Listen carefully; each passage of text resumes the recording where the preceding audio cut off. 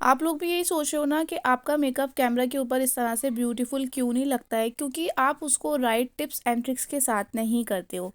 हमारे जो सेलिब्रिटीज़ होते हैं उनके बारे में सोचो, वो 24 घंटे कैमरा के ऊपर काम करते हैं और उनका मेकअप जो होता है वो 24 घंटे बहुत ज़्यादा ब्यूटीफुल फ्लॉलेस लगता है। वो जब भी कैमरा पर आते हैं तो कोई भी उनके फेस का ऐसा फीचर नहीं होता जो हमें ऐसा लगता है कि ये डार्क लग रहा है, फिर डार्क सर्कल नज़र आ रहा है, आईब्रो ख़राब लग रही है, बिकॉज ऑफ वो उसको राइट टिप्स एंड ट्रिक्स के साथ करते हैं। उनके जो मेकअप आर्टिस्ट होते हैं बहुत ज़्यादा एफर्ट्स डालते हैं उनके मेकअप को करने में।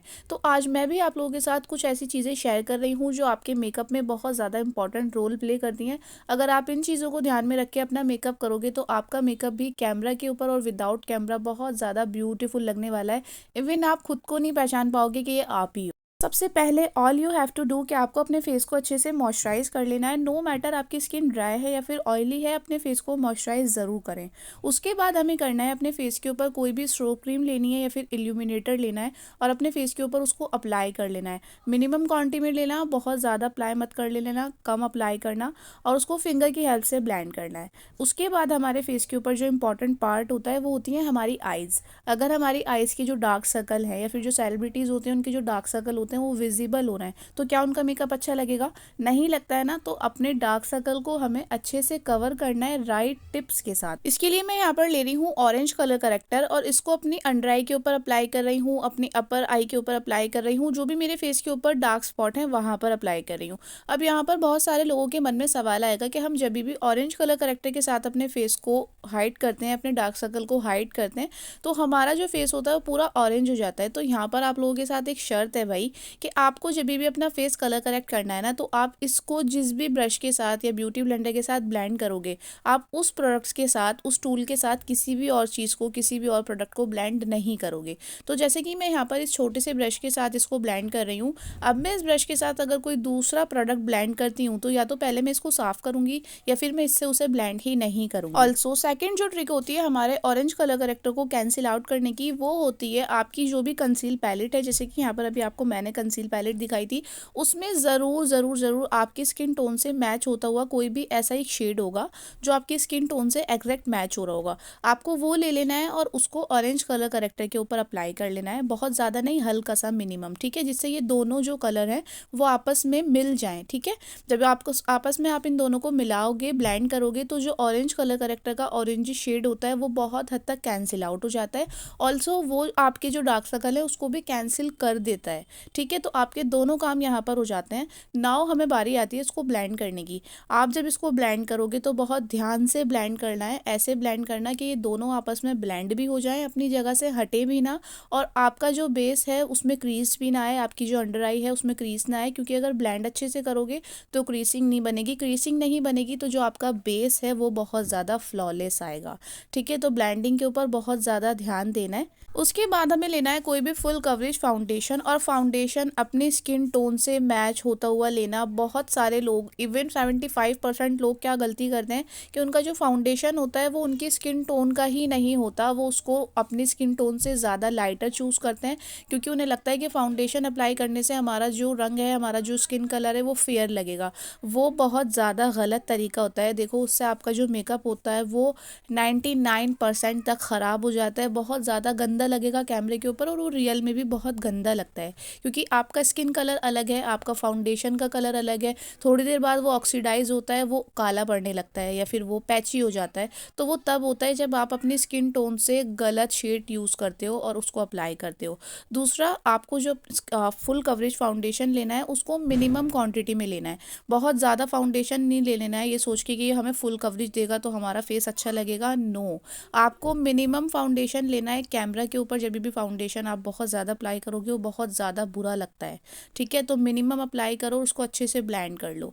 उसके बाद हमें चाहिए एक full coverage concealer. Full coverage concealer जो होना चाहिए वो एग्जैक्ट आपकी स्किन टोन का होना चाहिए। वो आपके अंडर आई को जो ऑरेंज कलर करेक्टर है या फिर जो भी आपने डार्क कलर करेक्टर अप्लाई किया है उसको अच्छे से हाइड करेगा। ऑल्सो आपके डार्क सर्कल को भी अच्छे से कवर अप कर लेगा और आपको एक बहुत अच्छा फ्लॉलेस बेस देगा।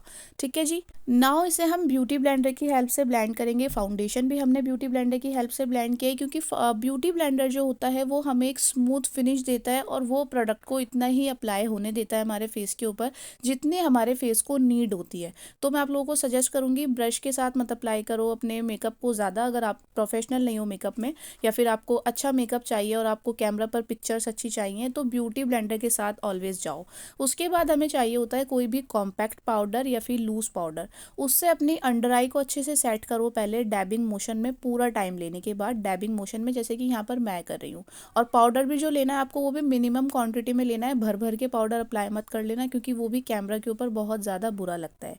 उसके बाद बारी आती है जी हमारी कुंटोरिंग की। तो कुंटोरिंग की जब बात आती है ना, कैमरा पर जब आप कुंटोर बहुत ज़्यादा करके जाते हो या फिर आपने सेलिब्रिटीज़ को देखा होगा उनका जो कुंटोरिंग शेड होता है वो कभी विजिबल नहीं होता, बट उनका जो फेस होता है वो स्ट्रक्चर्ड लग रहा होता है क्योंकि वो इस तरह से कुंटोर करते हैं कि एक शेडो भी क्रिएट हो जाता है और कैमरा पर उनका जो मेकअप होता है वो ऐसा भी नहीं लगता कि बहुत ज़्यादा कुंटोर किया हुआ है।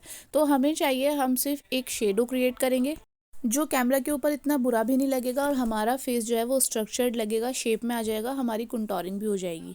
के बाद बारी आती है जी हमारी आईब्रोज़ की। तो मैंने मोस्ट ऑफ द केस में क्या देखा है कि बहुत सारे लोग अपनी आईब्रोज़ को बहुत ज़्यादा डार्क कर लेते हैं और वो उसको ब्लैक पेंसिल के साथ डार्क करते हैं या फिर ब्राउन पेंसिल के साथ डार्क करते हैं और जो पेंसिल के स्ट्रोक लेते हैं वो बहुत ज़्यादा प्रेशर के साथ लेते हैं तो वो और भी ज़्यादा डार्क लगती है।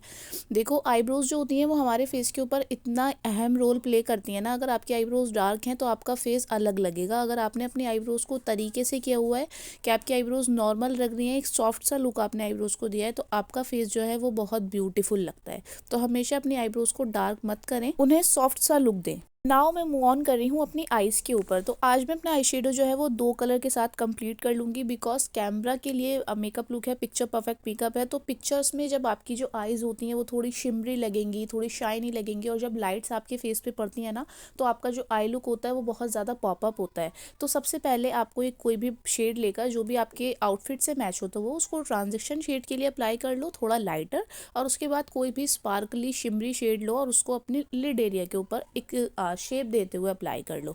इन 2 शेड्स के साथ क्लियरली यहाँ पर आप लोग चेक कर सकते हो कि मेरा जो आई लुक है वो कितना ब्यूटीफुल लग रहा है और ऐसा नहीं लग रहा कि मैंने कुछ भी उठा के ऐसे ही लगा लिया, बहुत तरीके का लुक लग रहा है।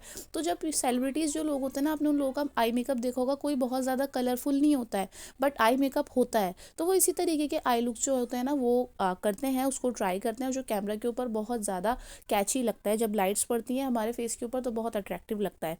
उसके बाद हमें लेना है कोई भी हाइलाइटर और अपनी ब्रा बॉन को उससे हाईलाइट कर लेना है। अच्छा, हाइलाइटर बहुत इंपॉर्टेंट रोल प्ले करता है कैमरा के ऊपर मेकअप में, क्योंकि जब भी हमारा फेस हाईलाइट लगेगा तो लाइट्स रिफ्लेक्ट्स होंगी, हमारा फेस पॉपअप करेगा। तो हाइलाइटर भी मिनिमम अप्लाई करना है अप्लाई, बट मिनिमम, उसको भी बहुत ज़्यादा भर भर के अप्लाई नहीं कर लेना है। इनर कॉर्नर को यहाँ पर मैंने हाईलाइट कर लिया और अपना जो आउटर कॉर्नर है लोअर लैश लाइन का वहाँ पर भी मैंने इस हाईलाइटर को अप्लाई किया है। नाउ हमें इसे अपनी जो हमारी टिप ऑफ नोज़ होती है उसके ऊपर अप्लाई कर लेना है, ब्रिज ऑफ नोज़ जो होती है उसके ऊपर अप्लाई कर लेना है, क्योंकि हमारा जो फेस होता है जब कैमरा के सामने आएगा तो जो हमारे फीचर्स हैं जहाँ पर हमने हाइलाइटर अप्लाई किया है ये इन्हेंस होंगे। उसके बाद मैं अपनी आइज़ के ऊपर मस्कारा अप्लाई कर रही हूँ जिससे मेरी जो आइज़ हैं वो ज़्यादा खुली खुली लगेंगी और जो मेरी सारी लैशेज़ हैं वो अच्छे से पॉपअप होंगी। लैशेज़ अप्लाई करना मत भूलना, बहुत इंपॉर्टेंट रोल होता है लैशेज़ का भी, तो वो भी अप्लाई कर लेना।